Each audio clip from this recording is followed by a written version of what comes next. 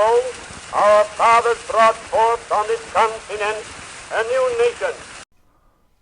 Welcome back to Things You Should Know Civil War Battles. Today we're going to talk about the second battle of the Civil War. The battle for Sewell's Point in Norfolk, Virginia, occurred on May 18th and 19th, 1861. After the attack on Fort Sumter, both sides thought the war would be over soon. The Union believed the Confederate States would return to the Union after a few exchanges of fire, and the Confederates believed the Union wouldn't engage in a full-scale war. In an effort to cut the war short, U.S. General-in-Chief Winfield Scott proposed a plan to blockade the Confederacy from the rest of the world.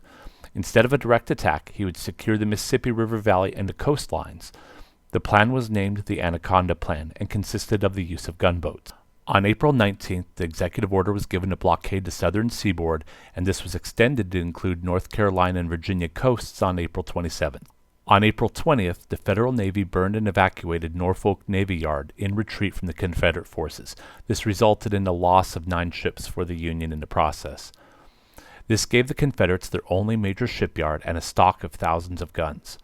They were only able to hold the yard for a year, and in an attempt to protect their new holdings, Confederate States Brigadier General Walter Gwynn, a former U.S. Army engineering officer and a former railroad engineer site surveyor, supervised the construction of artillery batteries at Sewell's Point to protect Norfolk and protect the Hampton roads. Between May 18th and 19th, the Union gunboat USS Monticello, commanded by Captain Henry Eagle, with Lieutenant Daniel L. Braine, who was to later become a rear admiral, exchanged cannon fire with Confederate batteries on Sewell's Point in an attempt to enforce the blockade of Hampton Roads area of southeastern Virginia. The Monticello arrived on May 18th and fired on the unfinished Confederate battery at Sewell's Point. There were no guns in place on the Confederate side, and the Monticello fired uncontested on the point. In a desperate bid to erect defense, by 5 p.m. on May 19th, the Confederates had installed 3 32-pound guns at Sewell's Point Battery. The Monticello returned on May 19, 1861, with the USS Thomas Freeborn in a renewed attack. They started the attack by firing 2 shots on the battery.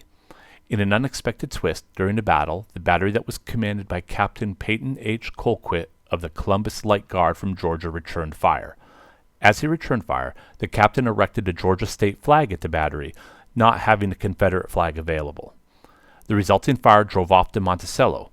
With several gaping holes in her hull from well-aimed Confederate shots, the Monticello limped back to Fort Monroe. The first engagement on Virginia soil during the Civil War was over.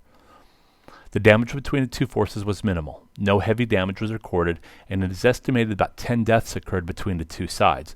Unfortunately, there is no exact breakdown of either side, though. It should also be noted that there is no sign or remains of Sewell's Point Battery today.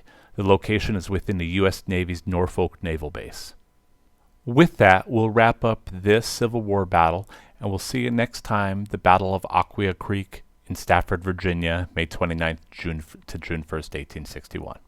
The world will very little note or long remember what we say here, but it can never forget what they did here.